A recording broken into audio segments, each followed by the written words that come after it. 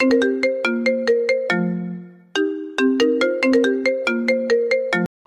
তুমি আমাকে কিস দিলে কেন?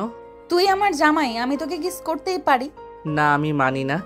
তুমি এসব করো আর সবাই আমাকে নিয়ে মজা করে। সবাইকে বলে দিবি দিশা আমার বউ, সে আমার সাথে যা ইচ্ছে করতে পারে। আর শুভ্র, তুই কোনো মেয়ের দিকে তাকাবিও না। ওকে আপু। সর্দার বাড়ি। এটা এক বিশাল পুরনো জমিদার বাড়ি। চারপাশে আমবাগান, বিশাল পুকুর আর উঠোন জুড়ে বসার জায়গা। এই বাড়ি কর্তৃত্ব শফিক সর্দারের হাতে, যিনি নিজের পরিবারকে একসঙ্গে আগলে রেখেছেন বহু বছর ধরে। তার বড় ছেলে আকিব সর্দার ব্যবসায়ী মানুষ। তার 2 মেয়ে দিশা ও ছায়া, আর এক ছেলে রাহাত। দিশা বড় হলে প্রচণ্ড জেদি ও রাগী।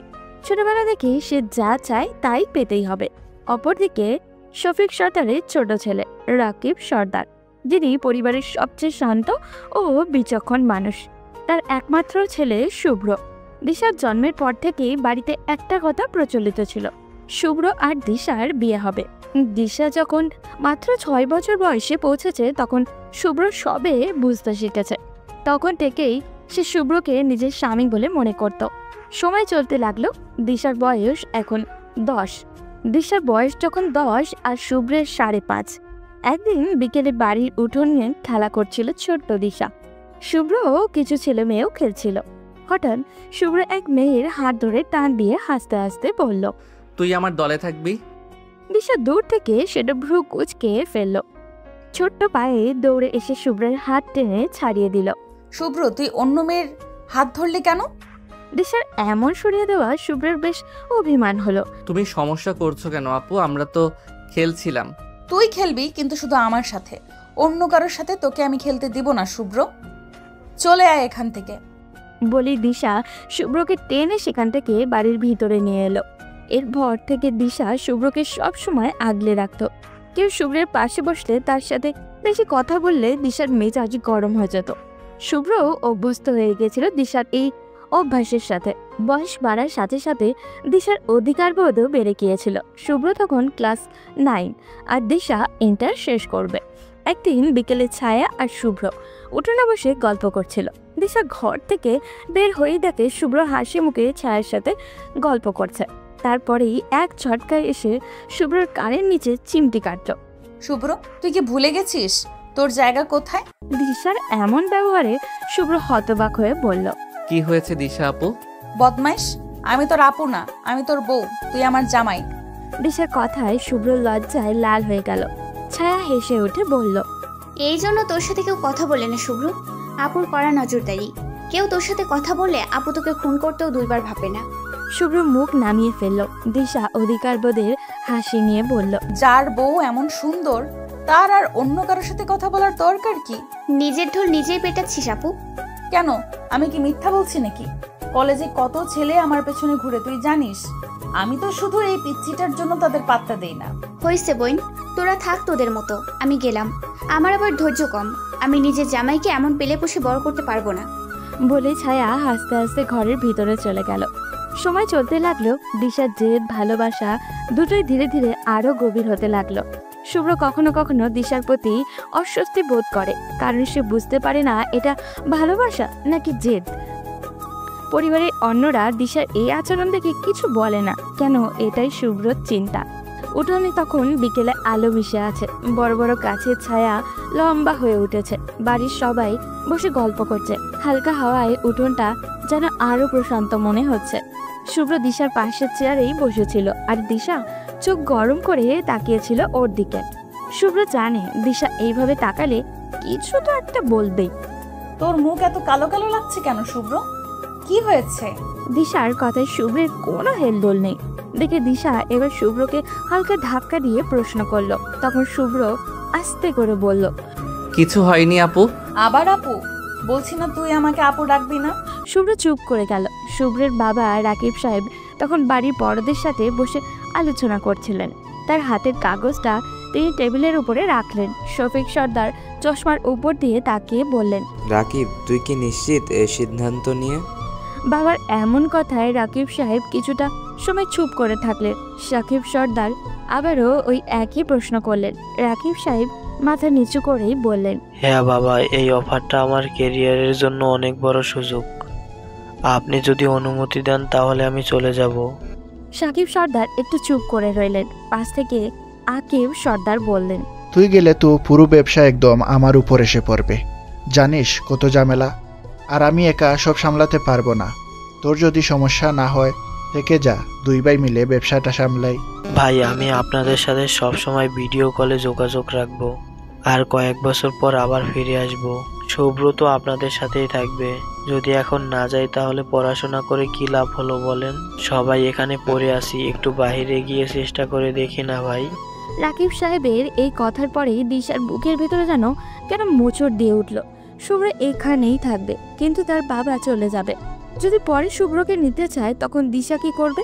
ওদিকে তার দাদু শফিক সর্দার কিছুক্ষণ চুপ করে থেকে রাকিব সাহেবকে বললেন, ঠিক আছে, তোর যখন যাওয়ার এত ইচ্ছা তাহলে যা, বিদেশে গিয়ে বদলে যাস না যেন।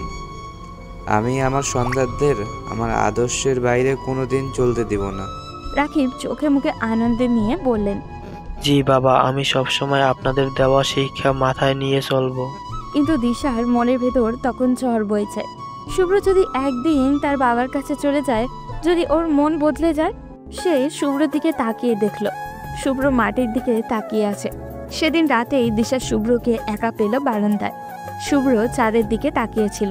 শুভ্রকে দেখে মনে হলো মন ভালো নেই, তাই দিশা শুভ্রকে পিছন থেকে জড়িয়ে ধরে বলল, শুভ্র, তুই কষ্ট পাচ্ছিস?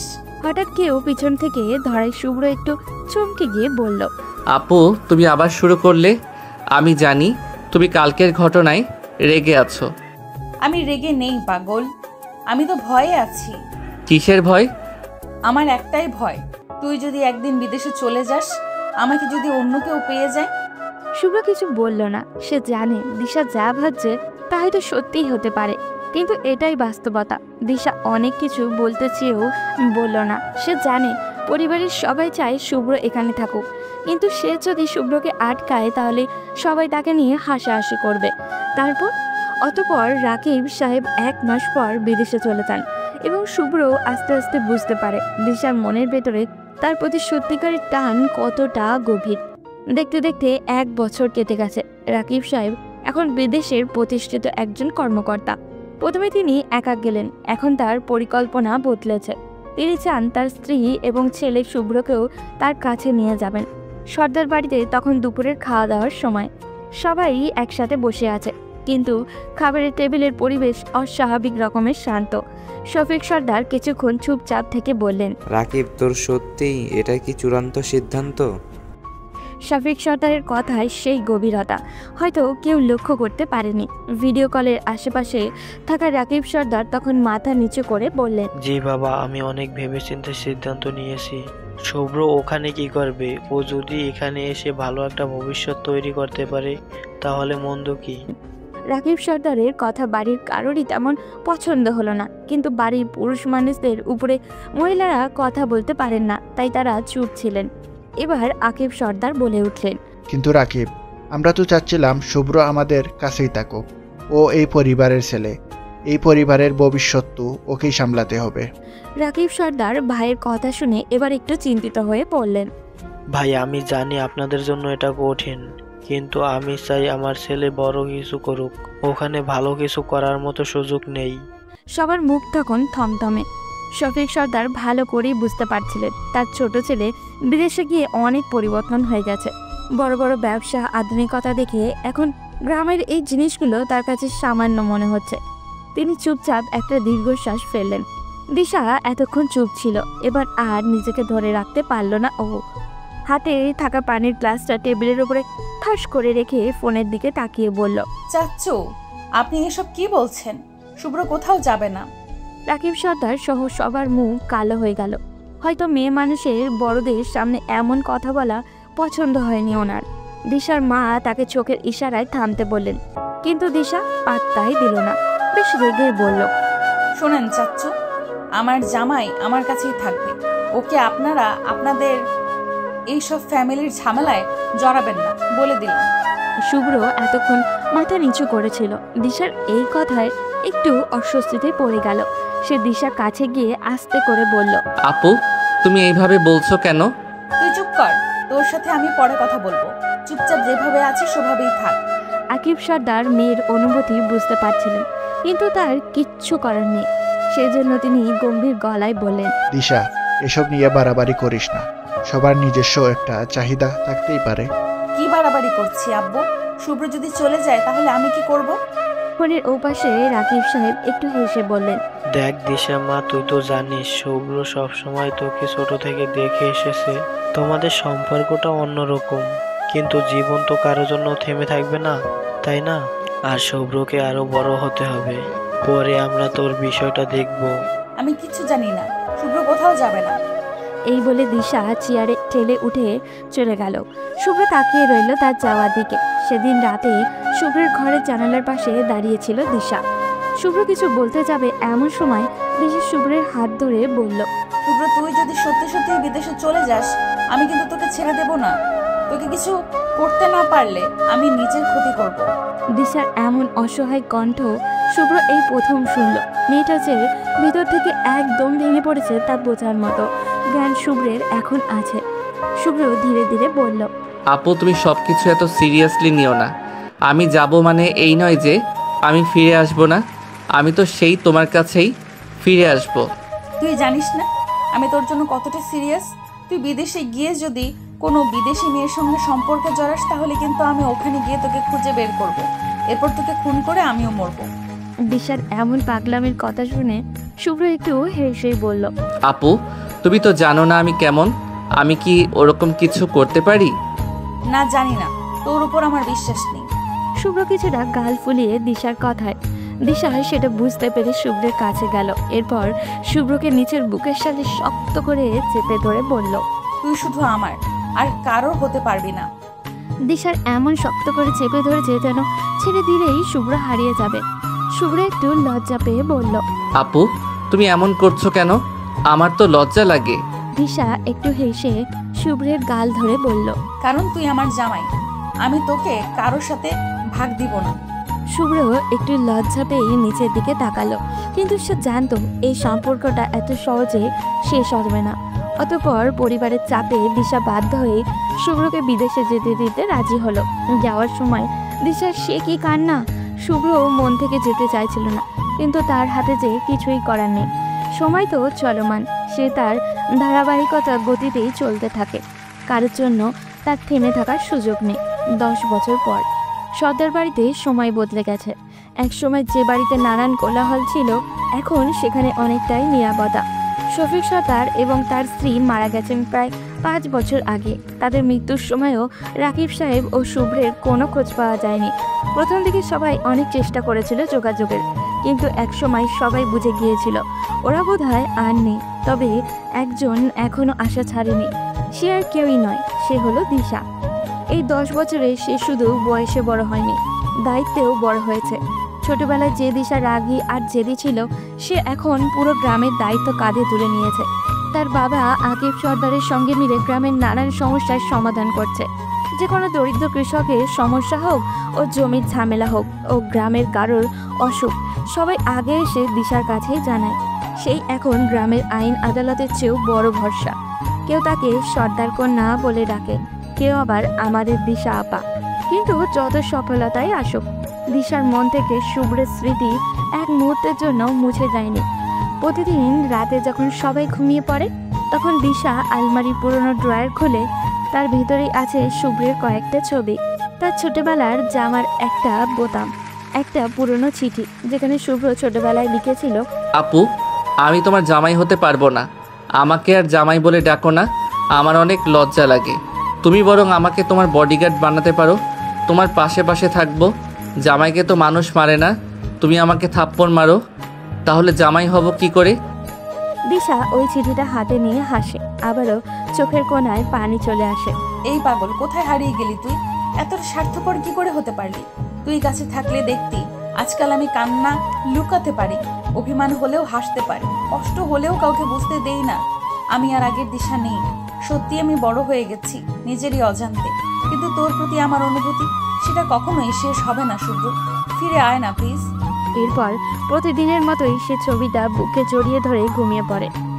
রিদওয়ান মাসুদের একটা চমৎকার উক্তি আছে যে ভালোবাসার মাঝে হারানোর ভয় থাকে আর সে কথা ভেবে দুজনেই কাঁদে, সে ভালোবাসা হচ্ছে প্রকৃত ভালোবাসা। কিন্তু এখানে তো দিশা একাই কাঁদছে। অপর পাশের মানুষটি এতটা বছর একটা বারও যোগাযোগ করেনি, সে বেঁচে আছে নাকি মারা গেছে তাও দিশা জানে না। তাহলে এটাকে কিভাবে প্রকৃত ভালোবাসা বলা যায়? ওদিকে গ্রামে এখন দিশার বাবার পাশাপাশি আরেক ক্ষমতাশালী ব্যক্তি হলো সুলতান মিয়া। ভীষণ দ্রুত লোক, সবার সামনে সে ভীষণ উদার মনের, কিন্তু ভিতরে ভিতরে বেশ লোভী। সে ধীরে ধীরে গ্রামের গরিব কৃষকদের জমি দখল করতে শুরু করেছে। সেসব মানুষ একসময় সর্দার বাড়ির আশ্রয়ে থাকত, তাদের এখন ভয় দেখিয়ে জমি কেড়ে নিচ্ছে। একদিন সন্ধ্যায় দিশা যখন তার বাবার সঙ্গে বৈঠকে ব্যস্ত, তখনই এক বৃদ্ধা এসে কান্নাজড়িত কণ্ঠে বলল, মাগো, আমার স্বামী মারা যাওয়ার পর সুলতান মিয়া আমাদের জমি লিখে নিতে চাইতেছে। আমার একমাত্র ছেলেটাকে ভয় দেখাচ্ছে। কি বলছেন দিদা? আপনার জমি ওই লোকটা কিভাবে দখল করবে? আর বইল না, আমার স্বামী নাকি আমাদের অজান্তে ওই লোকের কাছ থেকে ক্ষেতের সময় কিছু টাকা ধার আনছিল। ওইটা বাকি থাকায় সে আমাদের ফসলের সব জমি নকল কাগজ দেখে দখল করতে চাচ্ছে। আমাদের তো আর কিছুই নাই মা, তুমি আমাদের একটু সাহায্য করো। দিশা এগিয়ে এসে বৃদ্ধাকে বসালো, এরপর বাড়ির কাজের লোককে ইশারা করলো তাকে নাস্তা করাতে। বৃদ্ধার চোখে মুখে তখন ভয়ের ছাপ। দিশা চোখ রাঙিয়ে বলল, আমি থাকতে আপনার জমি কেড়ে নেওয়ার ক্ষমতা এখনো কারো হয়নি। আমি আছি না, আপনি নিশ্চিন্তে বাড়ি যান, কালই আমি ওই লোকের সাথে দেখা করব। পরদিন সকালেই সে সরাসরি সুলতান মিয়ার বাড়িতে হাজির হলো। সুলতান মিয়া সকালের রোদ পোহাচ্ছিল আর সিগারেটে টান দিচ্ছিল। দিশাকে দেখে বেশ অবাকই হলো। দিশা এসেই তার সামনে দাঁড়িয়ে বলল, তোমার সাহস তো কম না সুলতান চাচা? আমার গ্রামের মানুষদের ভয় দেখাচ্ছে জমি কেড়ে নেওয়ার, বাড়িঘর কেড়ে নেওয়ার। সুলতান মিয়া বেশ বুঝলেন দিশা কিসের কথা বলছে, কিন্তু তিনি নিজের গাম্ভীর্য ভাবটা ধরে রেখে ধোয়া ছাড়তে ছাড়তে বললেন, বুঝলে দিশা বেটি, এখন গ্রামের সময় বদলাইছে। আগের মতন আর জমিদারি প্রথা এখন নাই। এখন চেয়ারম্যান মেম্বার এরা সবাই গ্রামের মাথা। আর তুমি তো নিশ্চয়ই জানো আগামী নির্বাচনে চেয়ারম্যান পদে দাঁড়াইতেছি, তাই ক্ষমতা যার সব তার। দিশা এবার গম্ভীর হয়ে বলল, এই গ্রাম এখনো সর্দার বাড়ির হাতেই আছে। আমার বাবা, আমার দাদা আর আমি 3 পুরুষ ধরে এই গ্রামের দায়িত্ব নিয়েছি। জমিদারি এখন নাই সেটা আমরাও জানি, কিন্তু এই গ্রামের মানুষ আমাদের সেই কালে যতটুকু বিশ্বাস করত এখনো ঠিক তেমনই করে। তুমি এখনো জানো না আমি কি করতে পারি, তাই ঝামেলায় না গিয়ে ওই বৃদ্ধ মহিলার জমিটা ছেড়ে দাও। ওরা এমনিতেই অসহায়। এরপর চেয়ারম্যান কেন, দেশের প্রেসিডেন্ট হয়ে যাও, যত সব। দিশার এমন রাগ দেখে সুলতান মিয়া একটু মুচকি হেসে বলল, ঠিক আছে, দেখা যাক কে কত শক্তিশালী। ভুইলা যাইও না, তুমি সর্দার বাড়ির মানুষ হও আর অন্য বাড়ির মাইয়া হও, যাতে কিন্তু তুমি মাইয়া পুরুষের লগে পায়রা উঠবা না। আর ওই বুড়ির জামাই আমার কাছ থেকে ধার নিয়েছিল, ওই টাকা শোধ দেয় নাই, তাই আমি হুমকি দিছি। দিশা তখন তার পাশে থাকা কাজের লোকের দিকে ইশারা করতেই কাজের ছেলেটা একটা ব্যাগ হাতে ধরিয়ে দিল। দিশা সেটা ছুঁড়ে দিয়ে বলল, ওনার জামাই তোমার কাছ থেকে 50,000 টাকা ধার নিয়েছিল, সেটার জন্য তুমি তাদের 10 লাখ টাকার জমি কেড়ে নিতে চাইছো? এই ব্যাগে 2 লাখ টাকা আছে, এগুলো নিয়ে ওই কাগজ ওনাকে ফিরিয়ে দেবে, না হলে এই মেয়ে কি করতে পারে সেটা দেখিয়ে দেব। আর আমাকে আইন আদালত শেখাতে আসবে না, আমি শহরে পড়াশোনা করেছি, এসব ভালো করেই জানি। নিজের মতো কাজ করো চাচা, আমাদের সাথে লাগতে এসো না, হাওয়ায় মিলিয়ে যাবে। বলে দিশা বেরিয়ে আসলো লোকটার বাড়ি থেকে। সুলতান মিয়া চুপচাপ ব্যাগটা নিয়ে ঘরে গিয়ে টাকা গুনে দেখল। তখন তার চাকর রহিম তাকে বলল, চাচা, আমি বলি কি, সর্দার বাড়ির লোকেদের সাথে ঝামেলা না করাই ভালো। এখন আপনি নির্বাচন করবেন, ওদের সাথে ঝামেলা করলে গ্রামের মানুষ আমাদের সাথে থাকবে না। এখন পাঞ্জাবি টুপি পরে ঘুরেন আর ওদের সাথে বন্ধুত্ব করেন। একবার আপনি চেয়ারম্যান হয়ে গেলে ওদের এসব অপমানের জবাব টের পাইয়ে দিব। সেই জন্যই তো সব দাঁতের দাঁত চেপে সহ্য করতেছি রে রহিম। একবার ভোটে জিততে পারলে ওই মাইয়ার তেজ আমি একদম বের করে দিমু। ওদিকে দিশার ব্যস্ততা যেন প্রতিদিনই বাড়ছিল। সে গ্রামের মানুষের সমস্যাগুলো সমাধান করতে গিয়ে নিজের ব্যক্তিগত জীবনই ভুলে গিয়েছিল। ছোটবেলা থেকে শুভ্রকে হারানোর পর তার একমাত্র লক্ষ্য ছিল নিজের বাবার সাথে কাঁধে কাঁধ মিলিয়ে গ্রামের উন্নতি করা। অন্যদিকে তার ছোট বোন ছায়াও এখন কলেজে পড়ে। একদিন কলেজ থেকে ফেরার পথে হঠাৎই করেই এক অপরিচিত যুবকের সাথে তার দেখা হয়। ছায়া দেখল যুবকটি লম্বা, সুঠাম গঠনের এবং চেহারায় এক অদ্ভুত মায়া রয়েছে। সে ভুল না করলেও ছেলেটি তার দিকেই এগিয়ে আসছে। ছায়া নিজের জায়গায় দাঁড়িয়ে রইল। ছেলেটা তার সামনে এসে নম্রভাবে জিজ্ঞাসা করলো, আপনি কি আমাকে একটু সাহায্য করতে পারবেন? জি বলুন, কি সাহায্য? আসলে আমি সর্দার বাড়ির খোঁজ করছি। আপনি কি বলতে পারবেন কেমন করে সেখানে যেতে পারবো? ছায়া একটু চিন্তা করলো, এত সুন্দর চেহারার যুবকটা সর্দার বাড়ির খোঁজ করছে কেন?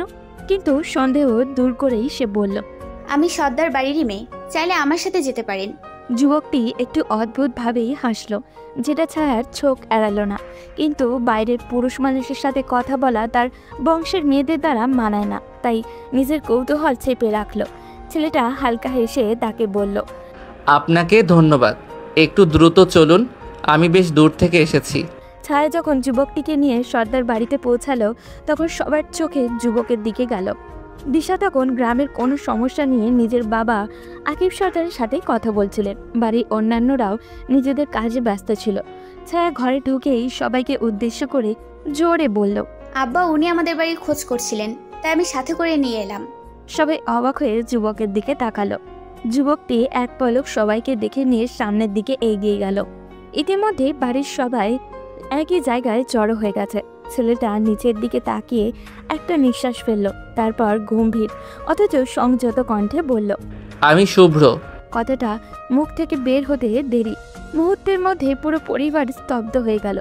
সবাই যেন নিজের কানকে বিশ্বাসই করতে পারছিল না। দিশা পানি খাওয়ার জন্য গ্লাস হাতে নিয়েছিল, কিন্তু হাতের গ্লাস নিচে পড়ে ভেঙে গেল। রাহাত হতভম্ব হয়ে শুভ্রের দিকে তাকিয়ে রইল, আর আকিব সর্দারের মুখে বিস্ময়ের ছাপ ফুটে উঠল। দিশা দ্রুত সামনে আসলো, তার ভিতর থেকে কথা আসছে না। সে কাঁপা কাঁপা গলায় বলল, তুই শুভ্র? শুভ্রকে চিনতে দিশার দেরি হলেও দিশাকে চিনতে শুভ্রের এক মুহূর্তও দেরি হলো না। শুভ্র মাথা নিচু করে বলল, হ্যাঁ আমি শুভ্র। এত বছর পর ফিরে এসেছি, তাই হয়তো চিনতে সমস্যা হচ্ছে। শুভ্রকে দেখার পর সবাই যেন শত প্রশ্নে ঝড় তুলে দিল। দিশাকে সরিয়ে শুভ্রের গালে মুখে হাত বুলাতে বুলাতে বাড়ির বড়রা প্রশ্ন করলো, তুই এত বছর ধরে কোথায় ছিলে? তোর বাবা মায়ের কি হলো শুভ্র? কেন এতদিন আমাদের সাথে যোগাযোগ করিসনি? শুভ্র একটা গম্ভীর নিঃশ্বাস নিয়ে বলল, আমি সব বলছি, আমাকে একটু পানি খাওয়াতে পারবেন? ছায়া দ্রুত টেবিল থেকে পানি এনে দিল। শুভ্র এক ঢোকে পুরো গ্লাস শেষ করে গ্লাস ফিরিয়ে দিল। এরপর ধীরে ধীরে নিজের গল্প বলতে শুরু করলো। আসলে বিদেশ যাওয়ার 2 বছর পর একদিন আমার বাবা মা শপিং করতে বের হয়েছিলেন। সেদিন একটা ভয়ানক দুর্ঘটনা ঘটে। একটা ট্রাকের ধাক্কায় গাড়িটা দুমড়ে মুচড়ে যায়, আর তারা ঘটনাস্থলেই মারা যান। আমি তখন বাসায় ছিলাম। পুলিশ ফোন করে জানালো আমার বাবা মা আর নেই। এইটুকু বলতেই সবাই স্তব্ধ হয়ে গেল। দিশার চোখেও পানি চলে এলো। শুভ্র আবারও বলল, বাবা মায়ের মৃত্যুর পর আমি একদম একা হয়ে যাই। আমার কোনো আত্মীয় স্বজনও সেখানে ছিল না। বাবার এক ঘনিষ্ঠ বন্ধু তখন আমাকে নিজের বাসায় নিয়ে যান। প্রথমে লন্ডনে ছিলাম, পরে উনি সুইডেনে চলে যান। আমিও তার সাথে যেতে বাধ্য হই। বাবা মাকে হারানোর পর 1 বছরের মতো সময় আমি কারোর সাথে কথাই বলতে পারিনি, এতটা আঘাত পেয়েছিলাম। এরপর আঙ্কেলের সাথে চলে গেলাম সুইডেন। ওখানে গিয়ে আর যোগাযোগের উপায় ছিল না। কিন্তু এখন এতদিন পর যখন নিজের পায়ে দাঁড়াতে পেরেছি, তখনই তোমাদের খোঁজ নিতে চলে এসেছি। অনেক কষ্টে আসতে পেরেছি। সব কিছু কত পরিবর্তন হয়ে গেছে। শুভ্র কথাগুলো বলতে বলতে বেশ কাঁপতে শুরু করলো। রাহাত ধরে সোফায় বসালো। এরপর হতাশ কণ্ঠে বলল, আমরা তো তোকে খুঁজে পাইনি। আমার বড় মামার এক বন্ধু লন্ডনে থাকতেন। প্রায় 2 বছর যোগাযোগ করছিস না দেখে আমরা বলেছিলাম খোঁজ নিতে, কিন্তু খুঁজতে গিয়ে জানালো চাচ্ছু যে বাসায় থাকতো ওই বাসাটা নাকি অনেকেই ভাড়া নিয়ে থাকে। এরপর আমরা তো ভেবেছিলাম তোদের সাথে খারাপ কিছু হয়ে গেছে। আমি জানি ভাইয়া, আমিও অনেকবার চেষ্টা করেছিলাম যোগাযোগ করতে, কিন্তু কিছুতেই সম্ভব হয়নি। পরিচিত কেউ ছিল না আশেপাশে। অবশেষে আমি সিদ্ধান্ত নিলাম দেশে ফিরে আসব। প্রতিটা দিন তোমাদের মিস করেছি, বেঁচে থেকেও যেন মরে গিয়েছিলাম। সবাই তখন স্তব্ধ হয়েছিল, কিন্তু দিশার চোখ যেন এক ভয়ানক ঝড় বয়ে যাচ্ছিল। এতদিন ধরে যাকে সে ভালোবেসে এসেছে, যার কথা ভেবে রাতের পর রাত কেঁদেছে, সে হঠাৎ একদিন এভাবে ফিরে আসবে তার ভাবনার বাইরে ছিল। কিন্তু দিশা নিজেকে সামলে নিয়ে শুভ্রের চোখের দিকে একবার তাকিয়ে সেখান থেকে বেরিয়ে গেল। কিন্তু সে জানত তার ভেতরের ঝড় এত সহজে থামবে না। শুভ্র ফিরে আসার পর সর্দার বাড়ির পরিবেশ একটু বদলে গিয়েছিল। একদিকে আনন্দ, অন্যদিকে অতীতের বেদনা, সব মিলিয়ে একটা মিশ্র অনুভূতির মধ্যে দিয়ে যাচ্ছিল সবাই। পরদিন সকালের দিকেই পরিবারের সবাই শুভ্রকে দাদার মৃত্যুর সংবাদ জানালো। সে শোনার পর গভীরভাবে শ্বাস নিয়ে বলল, দাদা চলে গেছেন, অথচ আমি একবারের জন্যেও তার মুখ দেখতে পারলাম না। শুভ্রের কণ্ঠে ভারী বেদনার ছাপ ফুটে উঠল। রাহাত এগিয়ে এসে তার কাঁধে হাত রাখল। চল আমরা দাদার কবর জিয়ারত করে আসি। শুভ্র মাথা ঝাঁকিয়ে সম্মতি দিল। শুভ্র ও রাহাত একসাথে কবরস্থানে গেল। দাদা দাদি কবরের সামনে দাঁড়িয়ে শুভ্র অনুভব করলো কতটা শূন্যতা রেখে গেছেন তারা। সে ধীর কণ্ঠে ফিস ফিস করে বলল, দাদা দাদি, আমি ফিরে এসেছি, কিন্তু আমি জানি আমার এই ফিরে আসা তোমাদের জন্য অনেক দেরি হয়ে গেছে। তোমাদের বিদায়ের সময় আমি ছিলাম না, তোমাদের জন্য কিছুই করতে পারিনি, আমাকে মাফ করে দিও। রাহাত তার পাশেই দাঁড়িয়েছিল। সে চুপচাপ শুভ্রের কথা শুনছিল, অনুভব করছিল শুভ্রের কষ্ট। সন্ধ্যার দিকে দিশা গ্রামের কোনো সমস্যার সমাধান করতে বাইরে গিয়েছিল, আর দিশাও যথারীতি ব্যস্তই ছিল গ্রামের মানুষদের নিয়ে। শুভ্র অপেক্ষা করছিল দিশার সাথে কথা বলবে বলে, কিন্তু দিশা যখন বাড়িতে ফিরল, শুভ্র এগিয়ে এসে বলল, দিশা আপু, আমি তোমার সাথে একটু কথা বলতে চাই। দিশা এক মুহূর্তের জন্য থমকে দাঁড়ালো, কিন্তু পরক্ষণেই মুখ ঘুরিয়ে চলে যেতে লাগলো। শুভ্র তার পথ আটকে বলল, দিশা আপু, আমাকে একবার সুযোগ দাও। তোমাকে আমি কত বছর পর দেখছি, অথচ তুমি একবারও আমাকে কিছু বলছো না। তোমার শাসন, আমার প্রতি অধিকার বোধ, সব আমি মিস করছি। শুভ্রের এমন করুণ কণ্ঠ শুনে দিশারও যেন কোনো খেলদোর হলো না। সে ঠান্ডা গলায় বলল, আমার এখন এইসব নিয়ে ভাবার সময় নেই শুভ্র। আমি এখন গ্রামের মানুষদের নিয়ে ব্যস্ত। তুই বরং নিজের জায়গায় ফিরে যা, ওখানে তোর একটা উজ্জ্বল ক্যারিয়ার পড়ে আছে। শুভ্র একটু হতাশ হলো। যে মানুষটা তাকে এতটা ভালোবাসতো, তার হঠাৎ এমন পরিবর্তন কিভাবে মেনে নিবে শুভ্র? কিন্তু সে সহজে হার মানার পাত্র না। সে বলল, আমি জানি তোমার অভিমান হয়েছে। তুমি ছোটবেলায় আমাকে যেভাবে আগলে রাখতে, সেটা কি ভুলে গেছো? দিশা এবার একটু হেসেই ফেলল, কিন্তু সেই হাসির মধ্যে ছিল তীব্র তাচ্ছিল্য, যেটা শুভ্রকে আরো হতাশ করলো। দিশা একটু থেমে শুভ্রকে বলল, শুভ্র, ছোটবেলায় আমরা সবাই কত কিছুই না করতাম, কিন্তু সেসব তো আবেগের বশে ছিল।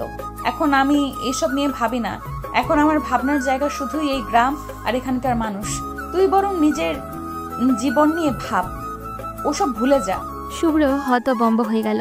সে তো এত আশা নিয়ে এসেছিল যে দিশা হয়তো পুরোনো দিনের মতো তাকে আঁকলে রাখবে, তাকে ভালোবাসবে, কিন্তু সে বুঝতে পারল দিশা বদলে গেছে।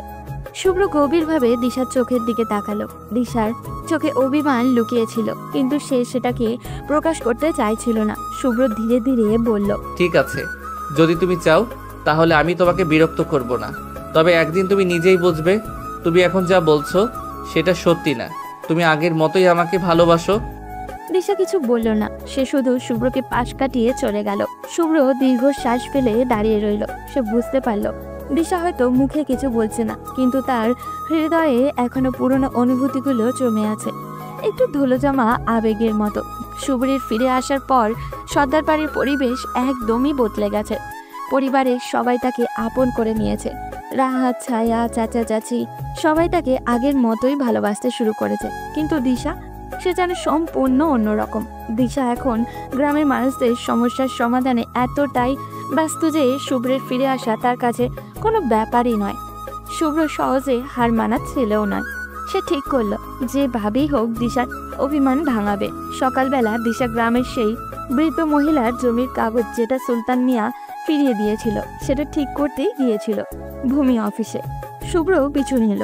দিশা দেখেও না দেখার ভান করে কাজ সেরে যখন ফিরে আসছিল, তখন শুভ্র পিছন পিছন আস্তে আস্তে বলল, এই যে দিশা ম্যাডাম, আমাকে একটু শেখাও না কেমন করে গ্রামের মানুষদের সাহায্য করো, আমি একটু করি।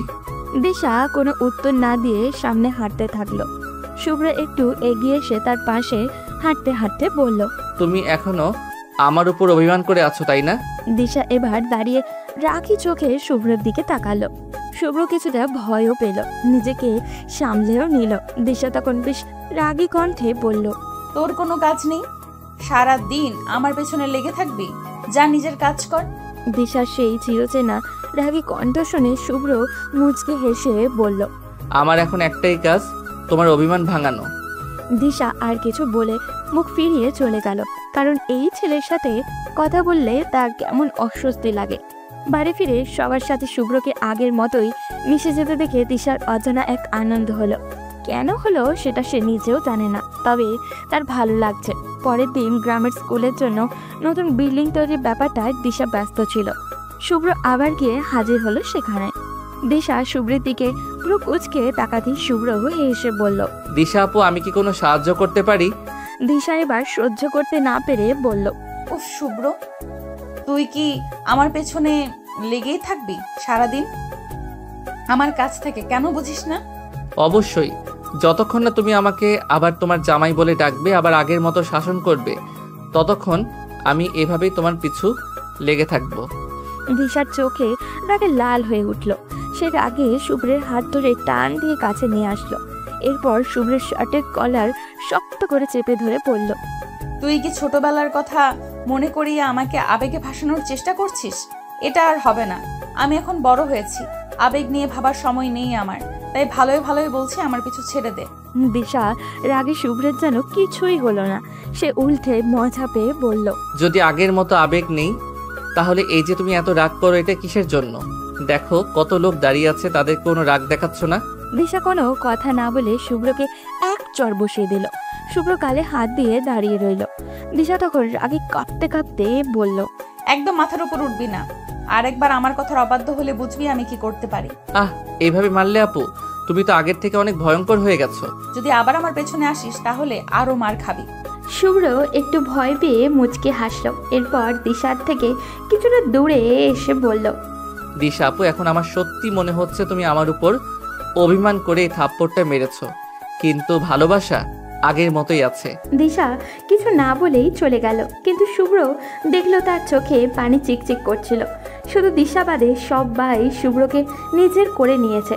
ছায়া তো একদম খুশিতে আত্মহারা। সে শুভ্রকে নিয়ে সব সময় মজা করে।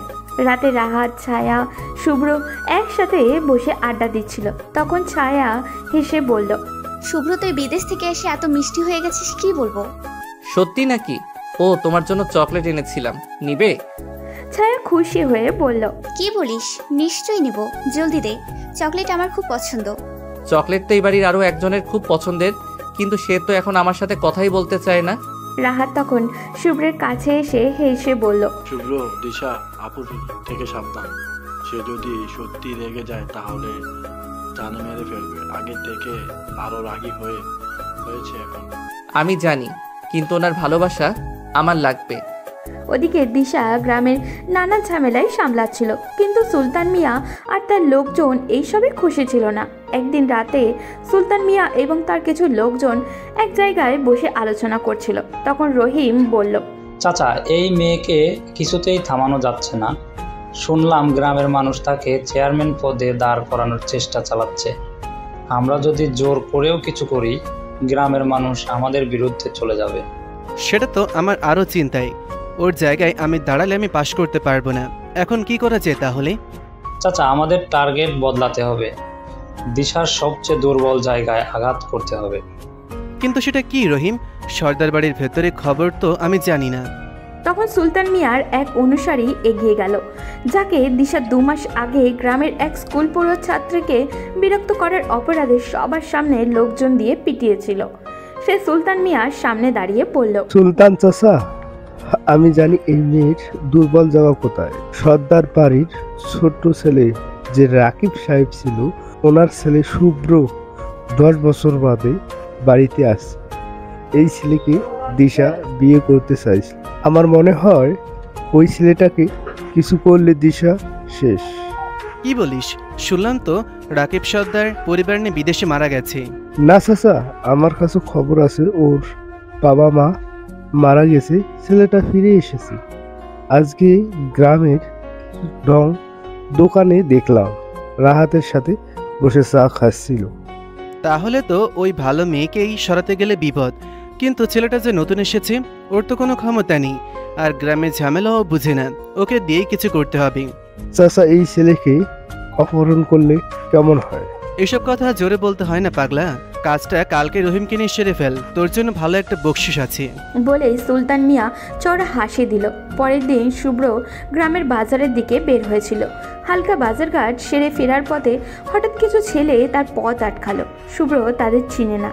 তখন তাদের মধ্যে থাকা একজন বলল, এই যে ভাই, একবার আসেন, একটু সাহায্য লাগবে। শুভ্র সহজ সরলভাবে তাদের ডাকে সাড়া দিল। কি হয়েছে ভাই, বলুন কি সাহায্য লাগবে? শুভ্র এগিয়ে যেতেই ছেলেগুলো আচমকাই শুভ্রের চারপাশ ঘিরে ফেলল। শুভ্র বুঝে ওঠার আগেই তার মাথায় আঘাত করা হলো। এরপর সব কিছু অন্ধকার হয়ে গেল। ওদিকে বিকেল গড়িয়ে সন্ধ্যা হলেও শুভ্রের কোনো খোঁজই ছিল না। সাধারণত সে ছায়া রাহাতদের সঙ্গে গল্প করত কিংবা দিশার পেছনে লেগে থাকতো, কিন্তু আজ তো কোথাও নেই। ছায়া চিন্তিত হয়ে দিশার কাছে ছুটে এলো। দিশা আপু, শুভ্র কোথায়? দুপুরের পর থেকে তো তাকে দেখছি না। দিশার বুক কেঁপে উঠল। সে মুখে কিছু বলল না। ভেতরে অজানা ভয় দানা বাঁধতে শুরু করলো তার। দ্রুত বেরিয়ে পড়ল শুভ্রকে খোঁজার জন্য। সন্ধ্যার মধ্যে দিশা পুরো গ্রাম চষে ফেলল। শুভ্র কোথাও নেই। হঠাৎ বাজারের এক ফল বিক্রেতা বলল, শুভ সাহেবকে সকালে দেখলাম, আমার কাছ থেকে পেয়ারা কিনলো। এরপর কয়েকটা ছেলে এসে তাকে ডেকে নিয়ে গিয়েছিল, তারপর আর দেখিনি। দিশার মাথায় রক্ত চড়ে গেল। তার বুঝতে বাকি নেই যে তার সাথে শত্রুতা করে পেরে না উঠে শুভ্রের পিছনে কেউ লেগেছে। কিন্তু কে সে? দিশা অস্থির হয়ে প্রশ্ন করল, চাচা কে ছিল তারা? কোথায় নিয়ে গেছে? কিছু দেখেছেন? না গোমা, তাদের তো চিনি না, তবে ছেলেগুলোর বেশি বয়স ছিল না। দিশা ফিরে আসলো। রাত গভীর হতে থাকলো, কিন্তু শুভ্রের কোনো খোঁজ মিলল না। দিশা দাঁতে দাঁত চেপে বলল, আমার শুভ্রের কিছু হলে আমি কাউকে ছাড়বো না। রাহাত, ছায়া, আকিব সর্দার সবাই চিন্তিত হয়ে পড়ল। এই প্রথমবার দিশার চোখে ভয় দেখা গেল। আকিব সর্দার সবাইকে নিয়ে থানায় গেলেন। পুলিশও তাদের সাথে খুঁজতে শুরু করলো। ওদিকে শুভ্রের যখন জ্ঞান ফিরল তখন চারপাশে শুধু ঘুটঘুটে অন্ধকার। মাথাটা প্রচণ্ড ঝিমঝিম করছিল ওর। তার হাত পাও শক্ত দড়ি দিয়ে বাঁধা, মুখে কাপড় গুজে দেওয়া হয়েছে। সে নড়াচড়া করতে চাইল, কিন্তু কিছুতেই পারছিল না। আলোর ক্ষীণ আভায় বুঝতে পারল এটা একটা পুরনো পরিত্যক্ত গুদাম ঘর। আশেপাশে ফিস ফিস করে কেউ কথা বলছে। রহিম ভাই, অপহরণ তো করলাম, কিন্তু এখন কি করা যায়? কিছুদিন আটকে রাখি, এরপর চাচা বললেই ওকে উপরে পাঠিয়ে দেব। ছেলেগুলোর কথা শুনে শুভ্রের মনের ভেতরে অজানা আশঙ্কা দানা বাঁধতে লাগলো। ওদিকে এক রাতেই দিশা পুরো গ্রামে মাথায় তুলে ফেলল।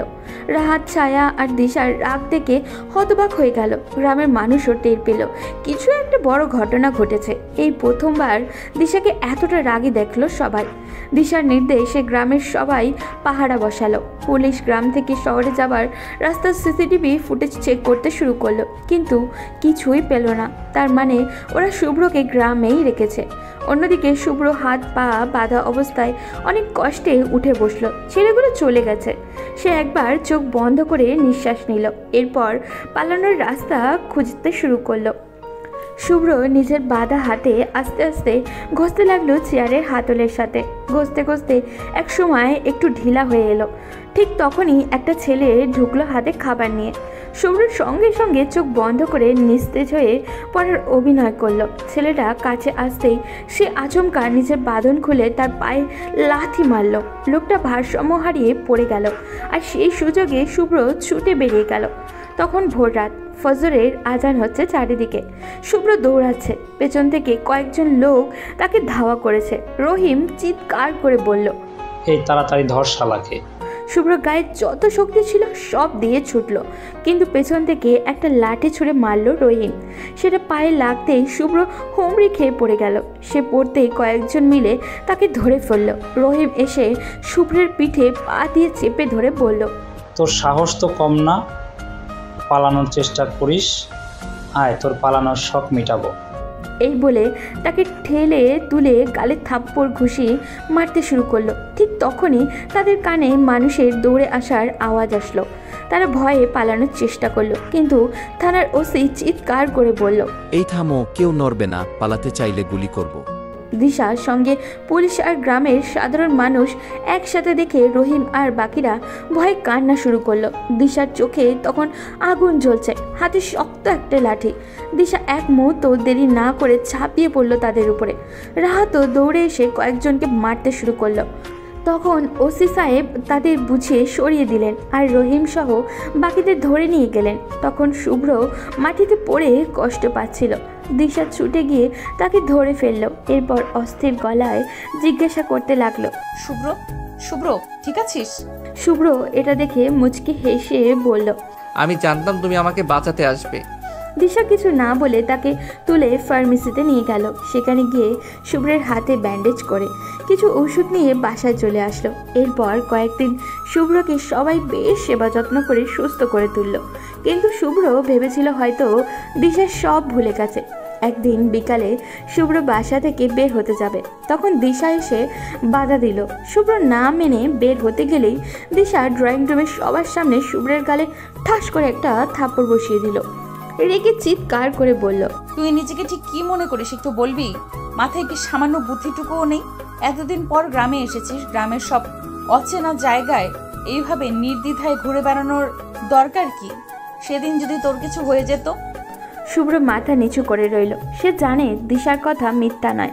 দিশা আবারও বলল, গ্রামের পরিস্থিতি তুই জানিস না, আগের মতো সব জায়গায় আমাদের কথা চলে না। এখন অনেক কিছু ভেবেচিন্তে করতে হয়। শোন শুভ্র, আমি এখন গ্রামের মানুষদের নিয়ে ভাবি। আমার নিজের অনেক ঝামেলা আছে, ওসব ছেড়ে তোর ছেলে মানুষই দেখার সময় আমার নেই। তাই চুপচাপ বাড়িতে বসে থাকবি। খুব দরকার হলে বাড়ির কাউকে নিয়ে বাইরে যাবি। আর বাড়ির সবাইকে বলছি, কান খুলে শুনে রাখো, যদি ওকে কেউ বাড়ি থেকে বের হতে দাও আর ওর কোনো বিপদ হয়, তাহলে সবার আগে যে ওকে পারমিশন দেবে তার শেষ আমি দেখে ছাড়বো। কথাটা বলেই দিশা বাসা থেকে বেরিয়ে গেল। শুভ্র এখনো নিজের জায়গায় মাথা নিচু করে দাঁড়িয়ে আছে। তখন দিশার মা অর্থাৎ শুভ্রের চাচি এসে তাকে বোঝাতে লাগলো। পরদিন বিকালে ছায়া এইরকম জেদ করে শুভ্রকে নিয়ে ঘুরতে বের হলো। হাঁটতে হাঁটতে ছায়া শুভ্রকে নিয়ে তাদের কলেজের দিকে গেল। সেখানে গিয়ে ছায়ার কয়েকজন বান্ধবীর সাথে দেখা হয়ে গেল। ছায়ার বান্ধবী রিমি তখন ছায়াকে বলল, ছায়া, এই হ্যান্ডসাম ছেলেটা কই থেকে এলো? ও আমার চাচাতো ভাই শুভ্র, কয়েকদিন হলো বিদেশ থেকে ফিরেছে। শুভ্র একটু লজ্জায় পেল, কারণ মেয়েগুলো তার দিকে এমনভাবে তাকিয়েছিল যেন তাকে গিলে খাবে। রিমি নামক মেয়েটা তখন শুভ্রের দিকে হাত বাড়িয়ে দিয়ে বলল, হ্যালো, আমি রিমি, ছায়ার বেস্ট ফ্রেন্ড। শুভ্র মুচকি হেসে মেয়েটার হাত মিলিয়ে দিয়ে বলল, আমি শুভ্র। পরিচিত হয়ে অনেক ভালো লাগলো। আপনি কিন্তু অনেক সুন্দর দেখতে। তাই নাকি? সত্যি বলছি, আপনার মতো সুন্দর আর হ্যান্ডসাম ছেলে এই গ্রামে একটাও নেই। শুভ্র শুধু হাসলো। রিমি তখন ছায়ার কানে কানে বলল, দোস্ত, আমি তো পুরোই ক্রাশ। তুই আমার সাথে ওর একটু সেটিং করিয়ে দে প্লিজ। আরে দূর, তুই জানিস ওকে দিশা আপু ছোটবেলা থেকে পছন্দ করে। আপু জানলে তোকে জীবিত অবস্থায় পুঁতে ফেলবে। কি বলিস দোস্ত, ক্রাশ খেতে না খেতেই ছ্যাঁকা দিয়ে দিলে? কথার এক পর্যায়ে ছায়া লক্ষ্য করলো দিশা এদিকেই আসছে কয়েকজনের সাথে। ছায়ার মাথায় একটা বুদ্ধি আসলো। তবে তুই একটা চেষ্টা করে দেখতে পারিস। শুভ্রের নাম্বারটা নিয়ে নে, কথা বলে ওকে ইমপ্রেস করতে পারলে কাজ হয়ে যাবে। সত্যি বলছিস দোস্ত? রিমি বেশ উৎসাহ নিয়ে শুভ্রের কাছে নাম্বার চাইলো। শুভ্রও কিছু না বলে নাম্বার দিয়ে দিল। ততক্ষণে দিশা বেশ কাছে চলে এসেছে। শুভ্র একটা মেয়েকে নাম্বার দিচ্ছে। এই দৃশ্যটা যেন দিশার সহ্য হলো না। দিশার চোখ মুখ লাল হয়ে গেল। সে সোজা বাসায় ফিরে ছায়ার জন্য অপেক্ষা করতে লাগলো। কিছুক্ষণ পর শুভ্র আর ছায়া বাড়িতে ঢুকতেই দিশা ছায়াকে একা ডেকে নিয়ে ছাদে গেল। ছায়া বুঝলো কাজ হয়েছে, কিন্তু সে না বোঝার ভান করে বলল, আপু কোনো দরকার? তুই শুভ্রকে কোথায় নিয়ে গেছিলি? কোথায় নিয়ে যাব, বাইরে ঘুরতে গেছিলাম। আমার কলেজ ওকে দেখিয়ে নিয়ে আসলাম। ঘুরতে নিয়ে গেছিস ভালো কথা, কিন্তু ওখানে তোর বান্ধবীরা ছিল, ওদের সঙ্গে শুভ্রকে নিয়ে কথা বলার কি দরকার? ছায়া একটা দুষ্ট হাসি দিয়ে বলল, আপু তুমি কি জেলাস? ছায়ার কথায় দিশা থতমত খেয়ে গেল। সে নিজেকে সামলে নিয়ে বলল, দেখ, বাজে কথা বলবি না। শুভ্র আমাদের ভাই, সে গ্রামে নতুন এসেছে, তার প্রতি আমাদের একটা দায়িত্ব আছে। তাহলে তুমি নিজে যখন ভাই বলো, তাহলে গ্রামের কোনো মেয়ের সাথে কথা বলে তোমার এত রাগ হয় কেন? আর ওকে বিয়ে দিয়ে এখানেই রাখা হবে, আব্বু কাল আমাকে বলেছে। কি শুভ্রের বিয়ে মানে? হ্যাঁ, আব্বু নিজেই তো বললো তুমি বিয়ে করছো না এত বলার পরেও। তো এখন রাহাত ভাই আর শুভ্রের বিয়ে দিয়ে আমাকেও বিয়ে দেওয়া হবে। তুমি একজন বিয়ে করছো না বলে কি সবাই সিঙ্গেল থাকবো নাকি? দিশা কিছু বলল না। ওর বুকের ভেতরে আগুনের জ্বলে উঠল। তাকে না জানিয়ে বাড়িতে এত কিছু হচ্ছে। সে চুপচাপ রুমে গিয়ে দরজা বন্ধ করে রইল। ওদিকে ছায়া দৌড়ে তার বাবা মায়ের রুমে গেল। ছায়ার বাবা আকিব সর্দার তখন ছায়াকে উদ্দেশ্য করে বললেন, কি ব্যাপার ছোট রাজকন্যা, আপনি এত হাঁপাচ্ছেন, কারণটা কি জানাবেন?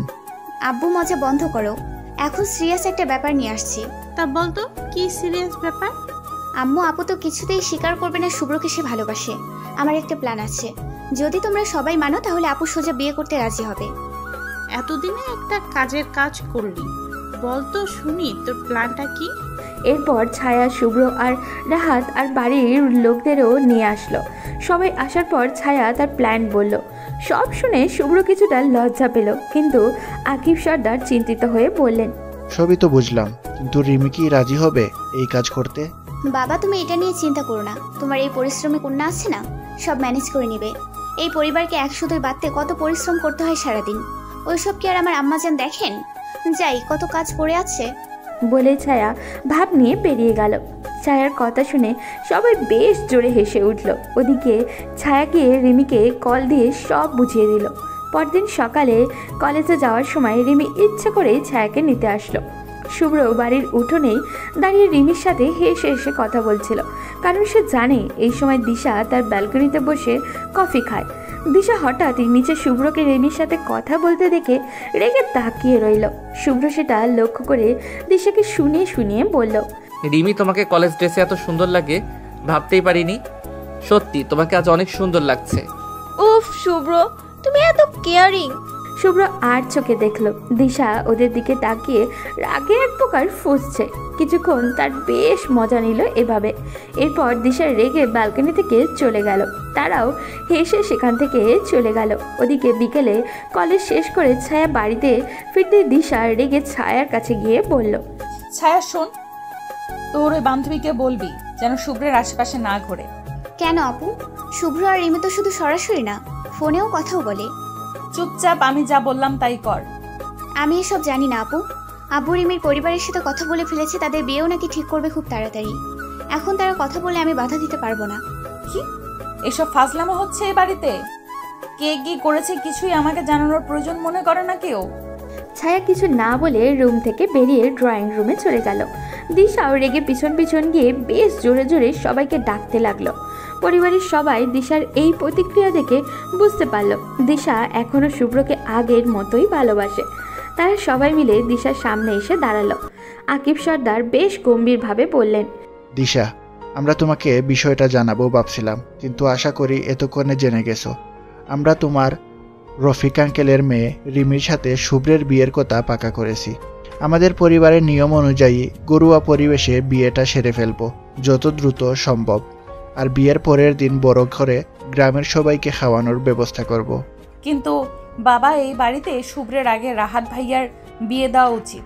শুভ্র তো এই কয়দিন হলো বাড়িতে আসছে। এইসব নিয়ে তোমাকে ভাবতে হবে না। রাহাতের সাথে আমার কথা হয়েছে, সে শুভ্রের পরেই বিয়ে করবে। আর শুভ্রের বিয়ে নিয়ে আমি তাড়াহুড়া করছি, কারণ আমি শুভ্রকে গ্রামে রাখতে চাই। আমি চাই না ও আবার বিদেশে গিয়ে আমাদের থেকে দূরে চলে যাক। আমাদের যথেষ্ট শিক্ষা হয়েছে। কিন্তু বাবা। আর কোনো কিন্তু না। শুভ্র আসার পর তোমাকে অনেকবার বলেছি, তুমি শুভ্রের সাথে সব মিটিয়ে নাও, তোমাদের বিয়েটা দিয়ে দেই, কিন্তু তুমি তোমার জেদ নিয়ে পড়ে আসো। এসব করে জীবন চলে না। তোমার ছোট একটা বোন আছে, তারও বিয়ের বয়স হয়েছে। সব কিছু ভাবতে হয় আমাদের। খুব ভালো সিদ্ধান্ত নিয়েছো, আমার আর কি বলার, যা ইচ্ছা করো। দিশা নিজের চোখের পানি ধরে রাখতে পারছিল না, তাই দ্রুত সেখান থেকে রুমে চলে গেল। রুমে গিয়ে দরজা বন্ধ করে ফুপিয়ে কেঁদে উঠল। তার সামনে শুভ্র অন্য একটা মেয়ে হবে সেটা অসম্ভব। সারাটা বিকেল দিশা দরজা বন্ধ করেই ছিল। রাতে সবাই খেতে ডাকলে দিশা থমকে চুপচাপ ফিরে আসলো। সবাই খেয়ে দিয়ে শুয়ে পড়ার পর দিশা আর সহ্য করতে না পেরে শুভ্রের রুমের সামনে এলো। দরজা খোলা দেখে রুমে ঢুকতেই দেখলো শুভ্র কানে হেডফোন গুঁজে মুভি দেখছে। দিশাকে রুমে ঢুকতে দেখে শুভ্র নড়ে চড়ে বসলো। আপু, তুমি এত রাতে আমার রুমে কেন? আসতে পারি না নাকি? তা কেন হবে আপু, তুমি তো আমার সাথে কথাই বলতে চাও না, তাই বললাম। দিশা আস্তে আস্তে শুভ্রের দিকে এগিয়ে আসতে লাগলো। শুভ্র এটা দেখে কিছুটা ভয় পেয়ে গেল।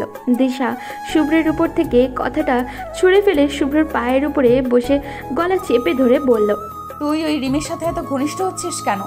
আমাদের বিয়ের কথা চলছে, 2 দিন পরে তাকে আমি বিয়ে করব। এখন কি কথা বলতে পারি না? আমাদের ভবিষ্যৎ পরিকল্পনা নিয়ে আমরা কথা বলতেই পারি, তাতে তোমার সমস্যা কি? শুভ্রের কথা শুনে দিশা রাগে কাঁপতে কাঁপতে রুম থেকে বেরিয়ে গেল। যাওয়ার সময় বলে গেল, অনেক বড় হয়ে গেছিস তাই না? এর শোধ আমি তুলব, মনে রাখিস। পরদিন কলেজে যাওয়ার সময় দিশা রিমির পথ আটকে দাঁড়ালো। রিমি তো ভয়ে শেষ, তবুও সেটা প্রকাশ করলো না। দিশা তখন নরম কণ্ঠেই বলল, রিমি ভালোভাবে বলছি, তুমি ওই বিয়ে ভেঙে দাও। শুভ্র তোমার জন্য পারফেক্ট নয়। রিমি অবাক হওয়ার ভঙ্গিতে বলল, কেন আপু? শুভ্র তো অনেক ভালো, আমি শুভ্রকে ভালোবাসি। এই বিয়ে আমি ভাঙতে পারবো না। দেখো, ঝামেলা করো না, যেটা বললাম করো, আর যেন শুভ্রের কাছেও তোমাকে না দেখি, নাহলে খুব খারাপ হয়ে যাবে। দেখুন আপু, আপনাকে আমরা সবাই সম্মান করি, আর এটা আমার পরিবার এবং আপনাদের পরিবারের মিলে সিদ্ধান্ত নিয়েছে। আমি কিছু করতে পারবো না। ভালো থাকবেন। বলে রিমি চলে গেল। আর দিশা সেখানে দাঁড়িয়ে তাকিয়ে রইল রিমির যাওয়ার দিকে। দিশা বাড়ি ফিরে আসতেই দেখলো বাড়ির সবাই বেশ ব্যস্ত, বিয়ের আয়োজন শুরু করতে হবে। দিশা এসব দেখে আর সহ্য করতে পারছিল না, তাই চুপচাপ দরজা বন্ধ করে বসে রইল। যত দিন যাচ্ছিল তত দিশার কষ্ট বাড়তে শুরু করলো। সে কিছুতেই শুভ্রের সাথে তাকে ছাড়া অন্য কাউকে দেখতে পারবে না। ছোটবেলা থেকে যাকে নিয়ে স্বপ্ন দেখেছে, যার জন্য এতটা বছর অধীর আগ্রহে অপেক্ষা করেছে, সে আজ অন্য কারোর হয়ে যাবে? এটা কিভাবে সম্ভব? কিন্তু দোষটা আসলে কার? হয়তো তার নিজেরই। এতটা কঠিন অভিমান না করলেও পারত সে। কিন্তু শুভ্র কেন তার অভিমান বুঝতে পারল না? কেন সে অন্য একটা মেয়েকে বিয়ে করতে রাজি হয়ে গেল? সে যদি অন্য কাউকে বিয়ে করে সুখী হতে পারে, তাহলে দিশা সেটাকে মেনে নেওয়ার চেষ্টা করবে। সে যথাসম্ভব নিজেকে শক্ত রাখার চেষ্টা করবে। বিয়ের 3 দিন আগে থেকে নিজেও বিয়ের কাজে মনোযোগ দিল। সবাই তার এই রকম ব্যবহার দেখে অবাক হয়ে গেল। তাহলে কি তাদের প্ল্যান ফেল করবে? দেখতে দেখতে বিয়ের দিনও এসে গেল। আকিব সর্দার বাড়িতে মহা ধুমধাম করে বিয়ের আয়োজন করলেন, কিন্তু আজ সকাল থেকে দিশাকে দেখা গেল না। এমনকি একটাবার দরজা পর্যন্ত খুলেনি সে। ওদিকে দিশা নিজের রুমে সব ভেঙে চুরে চুরমার করে ফেলেছে। মাটিতে বসে হাও মাও করে কান্না করছে সে। একটু পর তার প্রিয় মানুষটা পর সেজে আরেকটা মেয়েকে বউ করে আনতে যাবে। এটা সে কিভাবে মেনে নিবে? কিন্তু বিয়ের ঠিক আগ মুহূর্তে রিমি এবং সর্দার বাড়ির সবাই দিশার রুমে গিয়ে দরজা ধাক্কাতে শুরু করলো। দিশা সহ্য করতে না পেরে বিরক্ত হয়ে দরজা খুলে দিল। দিশার রুমের অবস্থা দেখে সবাই হাসতে হাসতে শেষ। ছায়া তো মুখ ফসকে বলেই ফেলল, আমাদের আগে বললেই পারতে শুভ্রকে তোমার লাগবে, তা না ইগো নিয়ে বসে আছো। আমরা আগে থেকেই জানতাম এরকম কিছুই করবে, তাই তো এত নাটক। এখন অন্তত স্বীকার করো শুভ্রকে তুমি ভালোবাসো। ছায়ার কথায় দিশা হতভম্ব হয়ে তাকালো সবার দিকে। রিমিকে এখানে স্বাভাবিক অবস্থায় দাঁড়িয়ে থাকতে দেখে তারা বেশ অবাক হলো। ওদিকে শুভ্র বর সেজে শেরওয়ানি পরে দাঁড়িয়ে আছে। দিশাকে সবার দিকে তাকাতে দেখে ছায়া আবারও বলল, দেখি আর ভঙ্গি করো না, তাড়াতাড়ি চলো, তোমাকে রেডি করতে হবে। ওদিকে কাজী সাহেব বসে আছেন। আমাকে সাজাবে মানে? কি হচ্ছে এসব? আমাকে একটু খুলে বলবে সবাই? এরপর সবাই দিশাকে পুরো ঘটনা খুলে বলল, কিভাবে এই বিয়ের নাটক করা হয়েছিল। দিশা সব শুনে শুভ্রের দিকে তাকালো। শুভ্র দিশার মায়ের পিছনে গিয়ে লুকালো। দিশা এবার আর ভুল করলো না, কারণ নাটক হলেও সে যে সত্যি ভয় পেয়ে গেছিল, তাই এবার সে চুপচাপ রাজি হয়ে গেল। এই ছেলের কাছ থেকে এসবের প্রতিশোধ সে পরেও নিতে পারবে। দেখতে দেখতে বিয়েটা সম্পূর্ণ হয়ে গেল। বিপত্তি ঘটল রাতে, যখন শুভ্র বাসর ঘরে যাবে তখন। কারণ ছায়া আর রিমি রুমের সামনে দাঁড়িয়ে আছে। শুভ্র যেতেই ছায়া বলল, দুলা ভাই এত তাড়া কিসের? আমাদের পাওনা না দিয়ে চলে যাচ্ছেন? এত কষ্ট করলাম আপনাদের মিল করানোর জন্য। ধুর ছা, আপু তোমার মুখে এরকম কথা শুনলে লজ্জা লাগে, এসব বলে ডেকো না। আর তোমাদের কিসের পাওনা? ছায়া, এই ছেলে বলে কি? তোমার জন্য আমরা এত নাটক করলাম, আর তুমি আমাদের কিছু না দিয়ে এই বাসর করবে? তা তো হবে না। বলো তোমরা কি চাও? বেশি না, 20,000 টাকা দাও, বউসহ বাসর ঘর নিয়ে নাও। এত টাকা কই পাবো? একটু কমাও। আমি কি এখানে মাছ বিক্রি করতে বসছি যে দাম দর করছিস? ইচ্ছে হলে যা, না হলে দরকার নেই। আমরা দরজার বাইরে থেকে তালা দিয়ে চলে যাব। কি বলো? আমার স্বপ্নের বাসর রাত। ঠিক আছে, তোমাদের টাকা দিচ্ছি। শুভ্র মুখ কালো করে টাকা দেওয়ার পরেও তারা শুভ্রকে নিয়ে কিছুক্ষণ হাসি ঠাট্টা করতে লাগলো। শুভ্র তাদের সাথে মজা করে কিছুক্ষণ সময় কাটালো। অবশেষে শুভ্র বাসর ঘরে প্রবেশ করলো।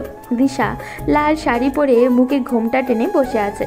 শুভ্র ধীরে ধীরে তার কাছে গিয়ে বসলো।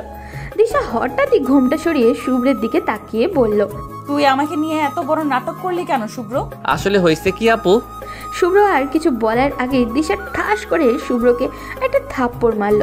দিশা শুভ্রের কলার চেপে ধরে বলল, এখনো আপু কি রে? এখন আমি তোর বউ, তাই আপু টাকা চলবে না। আমার নাম ধরে ডাকবে, না হলে প্রতিবার আপু বলার জন্য একটা করে থাপ্পড় দিব।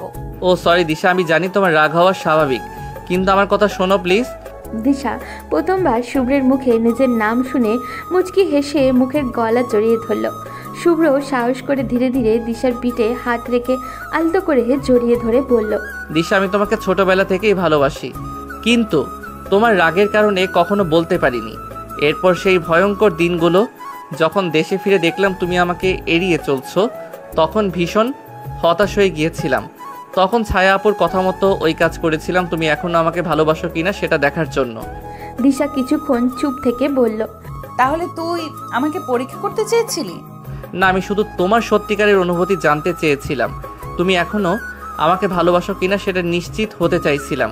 শুভ্র নিজেকে দিশার থেকে ছাড়িয়ে হাঁটু ভাঁজ করে দিশার সামনে বসে একটা রিং এগিয়ে দিয়ে দিশার দিকে এরপর চোখ বন্ধ করে বলল, দিশা কখনো বলতে পারিনি কথাগুলো, ছোটবেলায় যখন বুঝতে শিখেছি তখনই তুমি বলেছ তুমি আমার বউ। তখন থেকে মনে হতো তুমি আমার খুব আপন। এই পৃথিবীতে কেউ আমার পাশে না থাকলেও তুমি থাকবে। আমি জানতাম না বিয়ে, ভালোবাসা এসব কাকে বলে, শুধু জানতাম তুমি আমার বউ হবে। সত্যি বলতে তখন আমি বউ কাকে বলে সেটাও বুঝতাম না, জাস্ট এতটুকু বুঝতাম তোমাকে আমি বড় হয়ে আমার কাছে রেখে দিব। তুমি আমাকে মারবে, শাসন করবে, কিন্তু বাইরের সব কিছু থেকে আগলেও রাখবে। আমার জীবনের প্রথম ইনকাম দিয়ে আমি এই রিং কিনে রেখেছিলাম।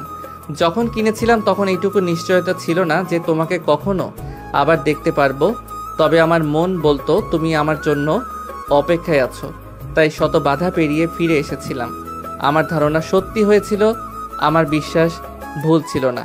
তুমি সত্যি আমার অপেক্ষায় ছিলে। আজ তুমি অনুমতি দিলে এই রিংটা নিজ হাতে তোমাকে পরিয়ে দিতে চাই। শুভ্রের মুখে এমন কথা শুনে দিশার চোখে জল এসে গেল। সেও কান্না করতে করতে হাত বাড়িয়ে দিল। শুভ্র নিজের হাতে দিশার চোখের জল মুছে দিয়ে হাতের রিংটা পরিয়ে দিয়ে বলল, তোমার জন্য হয়তো আমি পৃথিবীর সব সুখ এনে দিতে পারবো না, কিন্তু তোমায় সারা জীবন ভালোবাসতে পারবো। আমি আমার জীবনের থেকেও তোমাকে বেশি ভালোবাসতে চাই। তুমি কি সেই অধিকার আমাকে দিবে? দিশা আর নিজেকে ধরে রাখতে পারল না, শক্ত করে শুভ্রকে জড়িয়ে ধরে শুভ্রের সারা মুখে চুমু খেতে লাগলো। শুভ্র খানিকটা লজ্জা পেয়ে রেসপন্স করলো। দিশা শুভ্রের কপালের সাথে কপাল ঠেকিয়ে বলল, শুভ্র কি আছে তোর মাঝে বুঝি না, শুধু অনন্তকাল তোর দিকে তাকিয়ে থাকতে ইচ্ছে করে সারা জীবন তোকে দেখি। সব কিছু ভুলে যাই যখন তোর ওই মায়া ভরা মুখের দিকে তাকাই। আমি আমার নিজেকে হারিয়ে ফেলি তোর মাঝে। ভীষণ ভালোবাসি বিচ্ছি। দুজনের মধ্যে নীরবতা নেমে এলো। শুভ্র ধীরে ধীরে দিশার মুখের দিকে ঝুঁকলো। দিশার চোখ বন্ধ করে নিল। শুভ্র দিশার কপালের ঠোঁট ছোঁয়াতেই দিশার টান দিয়ে তাদের 4 ঠোঁট এক করে নিল। রাত যত গভীর হতে থাকলো তাদের ভালোবাসাও তত গভীর হলো। পরদিন সকালে সূর্যের আলো ঘরে প্রবেশ করতেই দিশার ঘুম ভেঙে গেল। চোখ মেলে তাকাতেই দিশা নিজেকে শুভ্রের বুকে আবিষ্কার করলো। শুভ্র তার চুলে হাত বুলিয়ে বলল, আমাদের নতুন জীবনের নতুন সকালের শুভেচ্ছা মহারানী। আপনাকেও নতুন জীবনের নতুন সকালের শুভেচ্ছা মহারাজ। দুজন উঠে ফ্রেশ হয়ে নিচে নামলো। আকিব সর্দার পুরো গ্রামের মানুষকে দাওয়াত করলেন। বিয়ের পরে এই অনুষ্ঠানে সবাইকে নিমন্ত্রণ জানানো তাদের পরিবারের নিয়মের মধ্যেই পড়ে, যাতে দিশা ও শুভ্রের নতুন জীবনের শুরুতে সবাই তাদের জন্য দোয়া দিতে পারে। দুপুরের সময় গ্রামের মানুষজন একে একে খেয়ে বের হচ্ছিল, আর শুভ্র দিশা দুজন তাদের সাথে হাসি মুখে পরিচিত হচ্ছিল। একটা মেয়ে স্টেজ থেকে বের হতে হতে বলছিল, শুভ্র ছেলেটা তো অনেক সুন্দর, তার জন্য দিশা আপুর মতো বয়স্ক মেয়ে পারফেক্ট না, ওর জন্য দরকার ছিল কম বয়সী একটা মেয়ে, তাহলে আরও ভালো মানাতো। দিশা কথাটা শুনে মেয়েটার দিকে এমনভাবে তাকালো যেন মেয়েটাকে এখন সামনে পেলে সে খুন করত। কিন্তু মেয়েটা ততক্ষণে চলে গেছে। ওদিকে শুভ্র হেসে হেসে সবার সাথে কথা বলছিল, কিন্তু দিশার মাথায় মেয়েটার কথাই ঘুরপাক খাচ্ছিল। রাতে শুভ্র রুমে ঢুকতেই দিশা রেগে প্রশ্ন করলো, আজকে দুপুরে তুই গ্রামের মেয়েদের সাথে এত কথা বললি কেন? কি বলো? তাদের সাথে পরিচিত হওয়ার জন্যই তো এই আয়োজন, আর তারা তো শুধু আমাকে বিয়ের শুভেচ্ছা জানাচ্ছিল। তারা কি বলেছিল ওসব জানার দরকার নেই, শুধু এইটুকু জেনে রাখ, আমি তোকে কারোর সাথে ভাগ করা তো দূরে থাক, তোর পাশে আমার ছায়াকেও আমি সহ্য করতে পারি না। তুই আমার মানে শুধু একান্তই আমার থাকবি। শুভ্র দিশার হাত ধরে বলল, কথা দিচ্ছি আমার জীবনের শেষ নিঃশ্বাস পর্যন্ত আমি একান্তই তোমার থাকবো। গুড বয়, এটা যেন মাথায় থাকে সব সময়। আপনার মর্জি মহারানী।